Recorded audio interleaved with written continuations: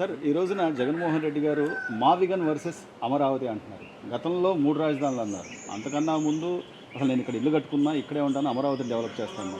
నిన్న విజయవాడ వచ్చి విజయవాడే రాజధాని అని మాట్లాడారు. అది ఏంటి అది ఆయన ఆలోచన విధానం? జగన్మోహన్ రెడ్డి మానసిక స్థితి సరిగ్గా లేని వ్యక్తి అతనికి మానసిక సరిగ్గా లేదు. ఎప్పుడు ఏం మాట్లాడతాడో ఏం చేస్తాడండి. ఇప్పుడు మాట్లాడేది కాసేపు అయితే మర్చిపోతాడు. ముందు నేను అమరావతి కట్టుబడి ఉన్నాను, నేను ఇక్కడ ఇల్లు కట్టుకున్నాను, ఈ చంద్రబాబు నాయుడు గారు ఇక్కడ ఇల్లు కట్టుకోలేదు, నేను ఇల్లు కట్టుకున్నాను ఇక్కడ, అమరావతి నేను కట్టుబడి ఉన్నాను అన్నాడు. ఆ తర్వాత అధికారంలో రాగానే 3 రాజధానులు అన్నాడు.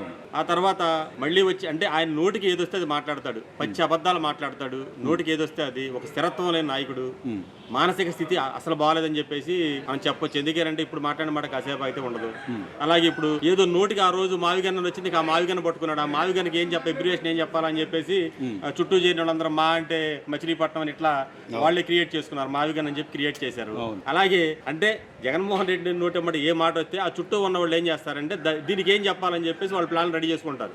అంటే ప్రతిపక్ష పాత్ర అంటే ఏం చేయాలి, వాళ్ళు చేసేట్టు మనం ఏం చేయాలి, ఎట్లా విమర్శించాలి, తప్పు చేసి చెప్పాలి, ప్రశ్నించడం లేదు. అది కాదు. వీళ్ళు ఏం చేస్తారంటే ఆ చుట్టూ ఉన్న టీం ఏం చేస్తారంటే జగన్మోహన్ రెడ్డి మాట్లాడిన మాటలకి జగన్మోహన్ రెడ్డి ఏం మాట్లాడినా దీనికి ఎలా సమర్థించుకోవాలి, దీనికి మనం ఎలా స్క్రిప్ట్ ఇచ్చేయాలని చెప్పేసి వాళ్ళు ప్రిపరేషన్ చేస్తూ ఉంటారు అనమాట. ఆ చుట్టూ ఉన్న మంది మార్పాలని చేసే పని ఏంటంటే జగన్మోహన్ రెడ్డి మాట్లాడిన ప్రతి మాటకి కూడా వాళ్ళు దాన్ని సమర్థిస్తే మనం ఎలా చెప్పొచ్చు అని చెప్పి ప్లాన్ చేస్తూ ఉంటాం. ప్రజలు చూసారు, 5 ఏళ్ళ పరిపాలన చూశారు. మీరు 151 సీట్లు ఒక్క ఛాన్స్ అంటే నమ్మి ఇచ్చిన దానికి మీరు అమరావతిలో ఏం చేయకపోగా ఇంకా అక్కడ చివరికి గ్రిల్స్ కూడా తవ్వుకుని వెళ్ళిన పరిస్థితి, రాళ్ళు కానీ అవన్నీ గ్రావెల్ కూడా తవ్వుకుని వెళ్ళిన. ఇట్లాంటి నేపథ్యంలో మిమ్మల్ని నువ్వు 11 సీట్లకే పరిమితం చేసినా తప్పులు ఎక్కడ ఉన్నాయి ఏంటి అనేది చూసుకోకపోగా ఇంకా నేను ఏది మాట్లాడితే అదే జనాలు నమ్ముతారంటే అవుద్దా సార్? ప్రజలు నమ్ముతారంటారు అంటే వాళ్ళ నాయకులు నమ్ముతారు కదా, వాళ్ళ నాయకులు నమ్ముతారు, నాయకులు అందరూ నమ్మేస్తారని చెప్పి భ్రమల్లో ఉంటాడు. ఆ భ్రమల్లో, ఆ పిచ్చి భ్రమల్లో ఉండే అది పిచ్చి మాటలు అవన్నీ.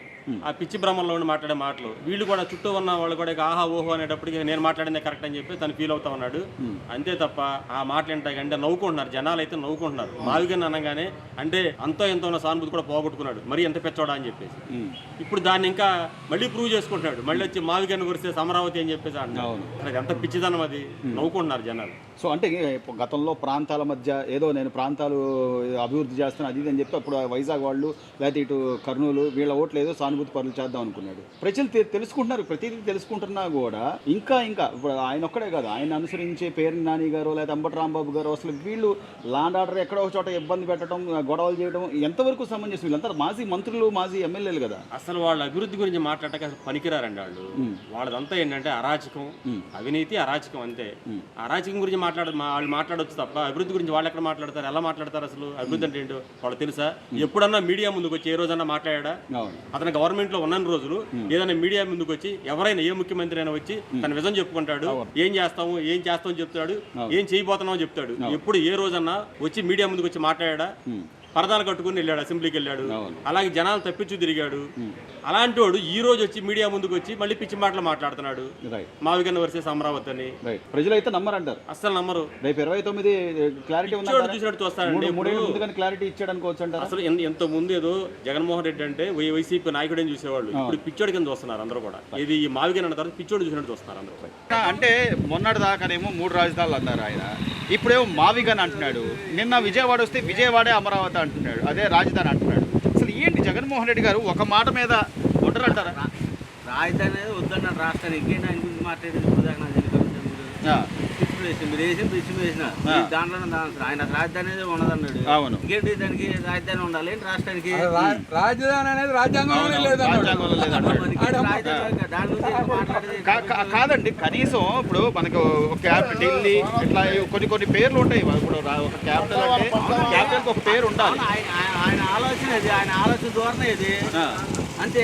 ధోరణి బట్టి మాట్లాడుతున్నాడు ఆయన. దాని గురించి ఎవడో పిక్చర్ చేతి రాయి ఉందని చెప్పి కొత్తగా మనం అలా ఇష్టం తెలియదు, కొత్తగా అటు గురించి మాట్లాడుకుని వేస్ట్, నాలెడ్జ్ వేస్ట్. మన ఏమంటారు ఎనర్జీ వేస్ట్.